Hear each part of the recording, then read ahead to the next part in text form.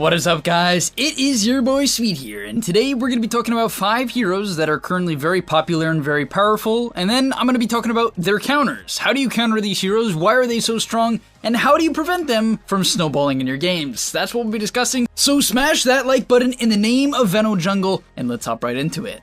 After you smash the like button, just remember to do that. Also, if you guys want to get some in-depth knowledge and content, make sure you go sign up to the gameleap website. I create content there basically every single day. I've been aiming for a video every single day, like of my own. There are other pros who create content as well, so basically you're getting one video from me every day, or a video from pro every single day, or 2 videos a day.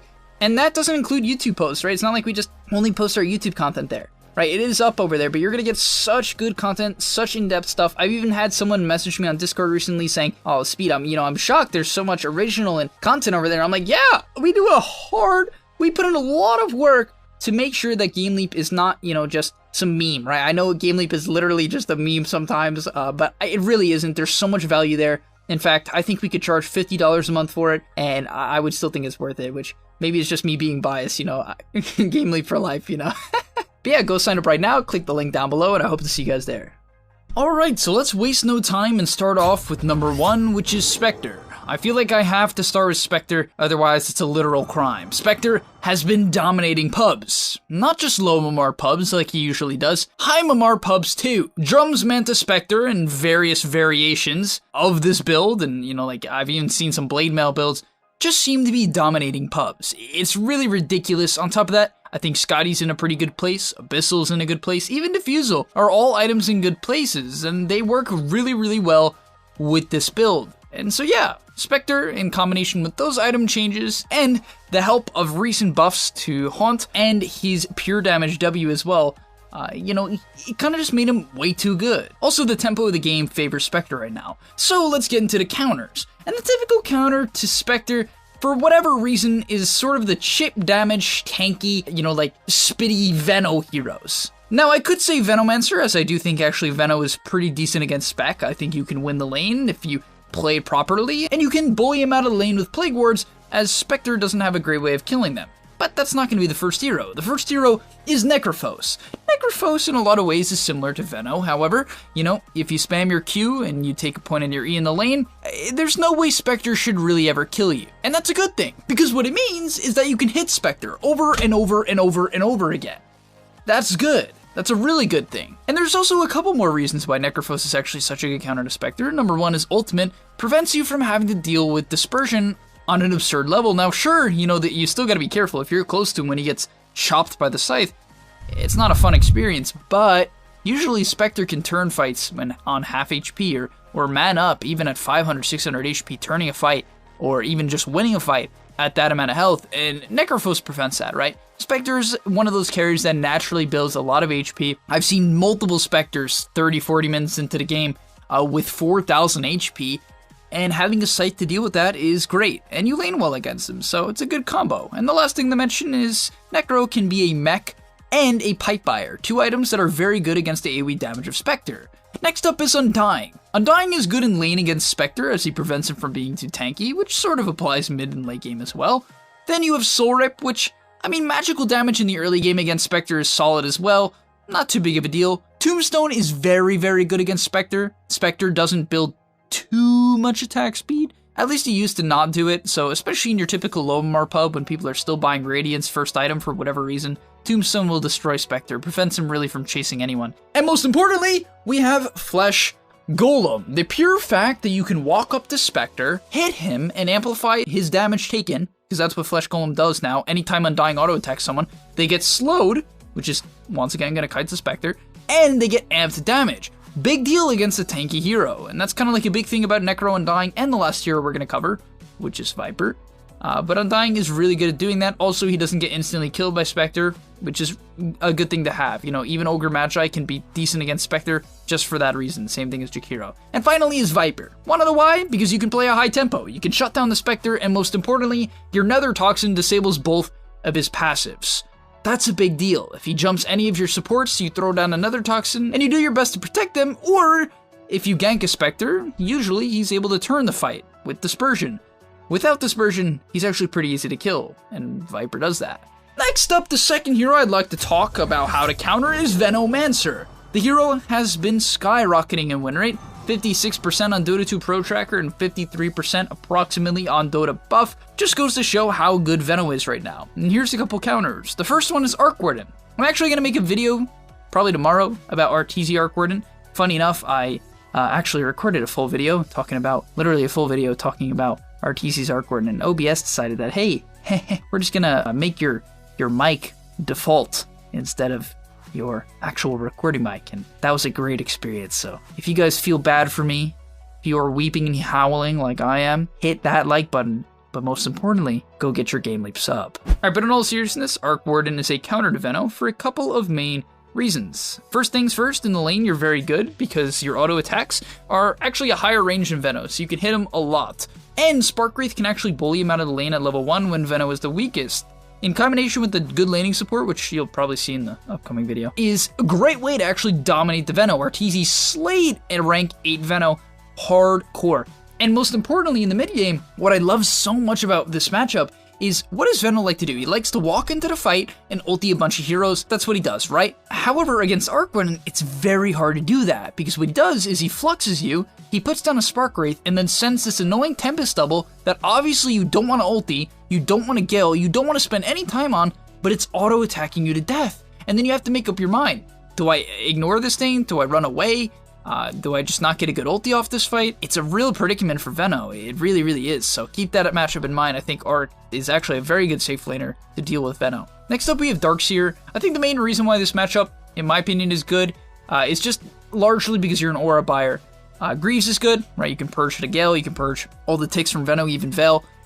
Most importantly, though, you are a mech and a pipe buyer. Similar to what I said about Necro against Spectre, this applies with Darkseer against Veno. AoE magical damage, buying a mech, buying a pipe is the major ways to counter that. So having a hero that can do that is really good. And then the main other thing that I think is cute, besides the fact that Vacuum is very good against Veno, as it kind of just makes him uncomfortable, it can really just put him in a bad spot where he can't disengage, very important. But interestingly enough, your ultimate Wall of Replica, when you get a Veno illusion, it actually gets Poison Sting. So, you know, it's not broken by any means, but it's pretty cool. Also, as a side tip, Terrorblade's Q Reflection can also get Poison Sting, so if you happen to be playing TB against Veno, I recommend taking a value point in that skill. Next up, and finally, is Jug. This matchup can actually go both ways. Veno's very good at killing Healing Ward. You can force Jug to spin if you play the lane properly, but I think in your average pub, Jug is a very, very strong hero against Veno, as Venos don't really know how to dominate the lane properly. They don't really force out your spin, and therefore, as long as you take a point in Healing Ward, you're gonna chill in the lane. You'll be fine. In fact, with a good support synergy, right, if you cast your spells well with them, you can kill the Veno. And finally, last thing to note is Healing Ward against, Veno's ulti is fantastic. You can save your team, especially if you're able to group up. After a big Veno ulti, you can heal them all up and completely counter it out. Next up is Magnus, probably the best mid laner hero of this patch, arguably. I think some would definitely be willing to argue that. And the first hero that counters him is Veno. Why? Well, I think Veno is typically good against a lot of the mag partners. I did say that, Jug can counter Veno. However, I really do want to be clear, that matchup can go the other way. That's a 50-50 matchup. I think Veno has a 48% win rate against Jug. It's nothing abysmal, right? It's no 35 or 41% win rate. But getting back into the point, heroes like PA and TB and Spectre, right, a lot of the Magnus pairings, they can struggle against Veno in lane. Veno can kite them out very, very hard. They can't do much against Poison Sting. Even in the mid-late game, the items that Veno can buy, such as Veil and Halberd and Pipe and Greaves and all these type of items, can really make a hard game in combination with Gale and all these slows for the all-in right-clickers, which typically are picked with Magnus, right? And so that reason is good in itself. And the most important reason that people don't realize is the pure fact that Plague Wards cancel Blink Dagger, right? Magnus, he needs to get off a good Blink. Magnus is really not a frontliner. Can you build him like a frontliner? Yeah, we've seen Seb do it many times, actually, at TI. I think you build like Reeves and Vanguard half the games. But getting back to the point, Plague Ward, they cancel Blink, they scout out, it prevents them from getting off a good RP, and let's segue that into the next point, which is Night Stalker. Night Stalker also prevents good RPs, because what you do is you say, okay, I'm playing Night Stalker, I'm going to ulti, I'm going to find the Magnus, and I'm going to auto-attack him. That is bad for Magnus when there's a Night Stalker doing that, because what it does, it basically forces Magnus to make up his mind. Do I solo RP a Night Stalker? Not too optimal. I might not even be able to kill him, because this hero's really tanky. He also buys like Halberd and Vlads and Vessel and Ags and Beekeepy and AC, right? These are the type of items that Night Stalker's going to be buying, bracers, and so on. So, you know, you kind of just prevent Magnus from getting off a good ulti, and I think the vision game is a big deal there. And finally is Slardar, and Slardar is very similar to Night Stalker, and it's similar to Veno. I think Slardar does very well in lane against the PAs, Slarks, even the Jug in this case. Slardar is a hard counter to Jug. That is widely regarded as true. You know, can Jug do okay? I mean, sure.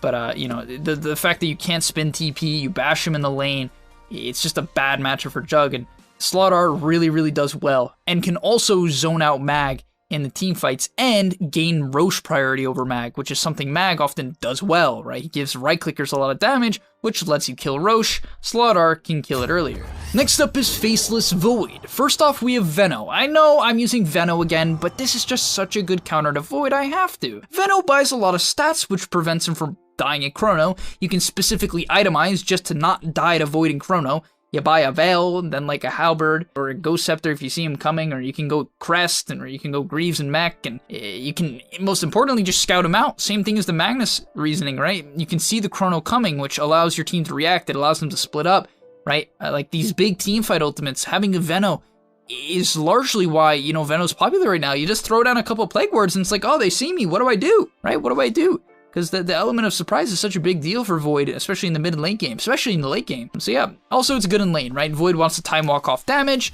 that's bursty in the lane. That's not the case with Veno. He's not bursty at all. It's all chip damage, which is really bad for Void, even in team fights. Next up is Underlord. Underlord is also chip damage, which is good against Void, and similar to Veno, you buy a lot of tank items. You buy Vlads, you buy Crimson, you can buy the Mech. Right, you buy these type of items that prevents Void from doing a lot of right-click damage, and, most importantly, I think Underlord can actually deny Void a lot in the lane. Literally deny him. Not a lot of heroes can do that, but Underlord can gather so much damage to the point where he can man up the Void, which also a lot of heroes can't do, and you can deny the Void. A very, very strong combo, and putting Pit of Malice and your Q into a Chrono makes it very hard for Void to run around. Like, it's just very clunky for Void to have to deal with a Pit of Malice and a Firestorm that are in the middle of his Chronosphere. So a good counter there too. And finally is Skywrath Mage. This one's a bit weird for sure, but I think the combination of burst damage and a silence can be a counter to Void throughout the entirety of the game. I often would say that you can consider what I call the no-tail build. I'm sure other people have done it. But what you do is you max out your silence, actually. Yeah, you max out your silence with 1 point in Q, 1 point in W, and you take your ultimate at 6. To compensate for the lack of damage. And you max out your E, and you can silence up the Void. It's just a great way of killing Void, because, you know, sometimes you stun him for 2 seconds, and it's just not good enough. He's too tanky, especially with all the stats and treads he buys, and you know, neutral items, and things like that. So Skywrath really does allow you to burst him, and the silence is a very big deal. Also in the lane, you can be some sort of chip damage. It is sort of burst in certain scenarios, but if you're careful about when you cast your Q and your W, you can, you know, make it where it's hard for him to time walk off the majority of your damage. And finally is Zeus. I want to tell a little bit of story about Zeus. I played Zeus recently in a Divine. Did I give the story already? I might have. I played him in a Divine 5 average game. I didn't get jumped, ever. Why? The enemy team had a Battle Rider and a Storm Spirit too, and I barely ever got jumped. How? Guys, this is why, and I'll pull it up, this is why Zeus has such a high win rate. It's also why Sniper in low MR games, specifically, has such a high win rate. He does a lot of damage, but he dies really easily. So please, I'm not going to give you hero specifics here. There's a lot of heroes that can jump anyone, especially a Zeus. But if you see a Zeus buying Aether Lens and Bots and Ags, and a Kaya, and a Veil, kill him. He can't disengage. Please, smoke and think, where is the Zeus gonna be? If you want a quick tip, here you go. He's very often behind the safe laner. That's gonna be all for today's video. I hope you guys enjoyed. If you did, let me know if you want more of these counter type of videos.